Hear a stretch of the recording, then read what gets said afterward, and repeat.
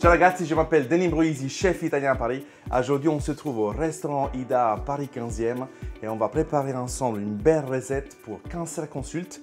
Et oui, même quand on est malade, il faut savoir se faire plaisir. Un petit peu de riz avec du grana padano râpé, des champignons et le tour est fait. On y va? Pour les ingrédients, on part avec des champignons de Paris ou des champignons de saison, ce que vous avez, de la mascarpone qui va remplacer votre beurre. On a de la fleur de sel, bien sûr, une petite endive carmine et un chou-fleur coloré, vert, violet, même blanc, ça suffit. Ça, c'est de la cresse d'anis. Vous pouvez utiliser aussi du persil ou du basilic à la place. Du très bon riz. Celui-là, c'est du carnaroli, mais vous pouvez utiliser également de l'arborio classique sur les grandes surfaces. Ici, vous avez du grana padano râpé, c'est mon péché mignon, de l'huile extra vierge d'olive. Et là, j'ai un bon bouillon végétal qui a été fait hier, avec de l'oignon, du céleri et tout simplement de la carotte. Alors pour commencer un bon risotto, il y a plusieurs techniques différentes. Alors la première et ce que j'aime le plus, c'est torréfier votre riz sans matière grasse, sans échalotes, sans oignons. Donc je vais mettre environ 100 g de riz par personne, c'est la bonne portion. Donc on va torréfier le riz à chaud, à flamme douce ou à température modérée. Et en fait, on va chauffer le riz jusqu'à quand on n'arrive plus à le toucher avec les mains. Et ensuite, on va commencer la cuisson avec notre bouillon végétal. L'effet de torréfier un risotto, ça permet vraiment de faire sortir l'amidon du riz, qui va nous permettre en fait d'avoir cette texture homogène du risotto sans ajouter trop de matière grasse derrière. Et donc, on va avoir un riz qui est plutôt équilibré à manger. Alors, notre bouillon qui est là, un magnifique bouillon végétal. Vous pouvez aussi utiliser une carcasse de volaille, du poulet du dimanche si vous voulez pour le faire. Il est sans sel. Toujours faire un bouillon sans sel pour exprès essayer d'assaisonner notre risotto nous-mêmes.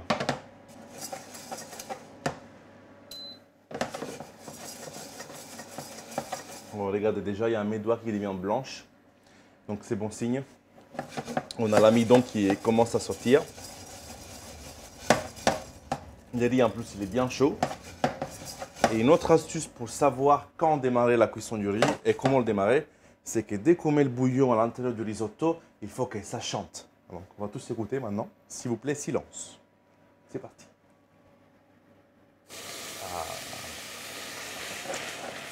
Ça c'est bon signe. Un riz bien torréfié, ça chante toujours. Donc la cuisson est partie pour 18 minutes minimum.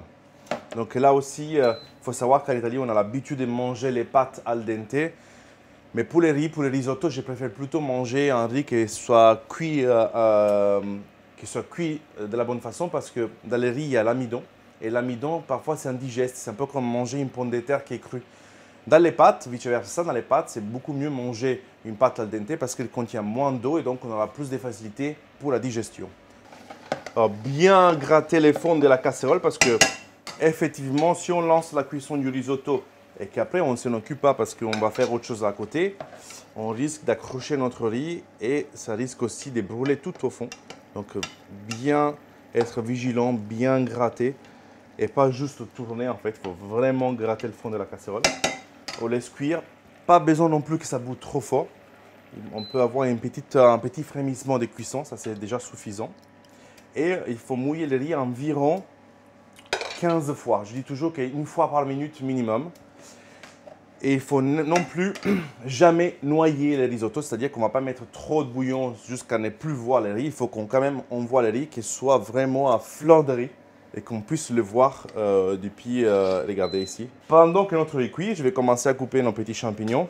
Alors là aussi, les champignons, vous avez le choix de les sauter à côté avec un petit peu de beurre, ail, persil. Mais vu qu'on aime bien faire un petit risotto équilibré, pas trop gras, je ne vais pas les sauter à côté, mais je vais les cuire à mi-cuisson dans le risotto directement. Ragazzi, à mi-cuisson du risotto, c'est-à-dire que si on partait de 18 minutes, là on est à 9 minutes de cuisson, je vais intégrer mes champignons crus à l'intérieur, comme ça, qui vont cuire pendant 9 minutes avec le reste, avec le riz. Je vais bien mélanger, regardez. Je vais encore continuer à ajouter encore une petite louche de bouillon. Ragazzi, on arrive au terme des 18 minutes de cuisson. Donc on va arrêter notre induction.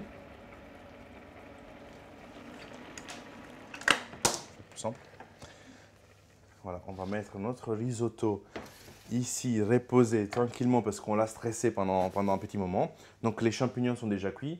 Ce que je vais faire, je vais déjà commencer à goûter par rapport à la tenue en sel. Donc voilà, je vais mettre quand même 2 belles pincées de sel parce que ça manque vraiment de sel. Ensuite, je vais râper notre grana padano dedans. C'est le fromage qui va fondre et qui va donner une petite belle consistance avec les mascarpone aussi qu'on va ajouter tout de suite. Donc le fait d'arrêter les riz et le mettre sur le côté, ça permet vraiment de descendre la température. On passe des 100 degrés parce que c'était en ébullition, donc des 100 degrés à 80 degrés. Et donc on peut ajouter un peu les matières grasses à ce moment-là. Donc une petite cuillère de mascarpone. Et on va mélanger les tout pour bien fondre, intégrer les grana padano et la mascarpone. Petite filet d'huile d'olive. Ça c'est juste un filet, ça suffit parce que ça va faire briller notre riz. Et en même temps, ça va l'aromatiser avec ces parfums végétaux d'olive. Regardez, on mélange. Et il y a un petit geste en Italie qu'on appelle mantecare. C'est vraiment la technique d'intégrer de l'air à l'intérieur du risotto. Voilà, et c'est celle-ci. Ça permet vraiment d'avoir une texture, une densité, une homogénéité parfaite. Ok, alors, assiette blanche. On va venir mettre une belle louche de risotto au milieu. Voilà. Alors, bien taper l'assiette pour étaler le riz un peu sur toute la face de l'assiette plate. On va râper encore du grana padano. Et après, avec ce risotto d'automne des champignons, j'aime bien le pamper avec un petit peu de couleur.